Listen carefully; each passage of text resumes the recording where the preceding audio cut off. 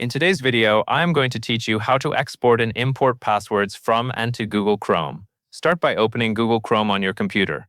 Once Chrome is open, look to the top right corner of the browser window and click the three-dot menu. From that menu, select Settings. On the Settings page, find the section called Autofill and Passwords and click it.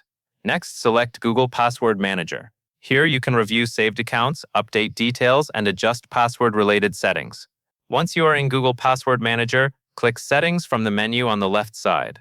On some versions of Chrome, this may appear as a gear icon instead.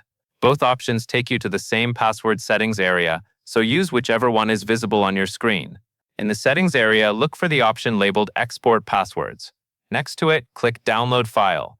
At this point, Chrome may ask you to verify your identity using your computer password or another security method. After verification, Chrome will create a file containing your saved passwords and download it to your computer. Be careful with this file because it can be read by anyone who has access to it.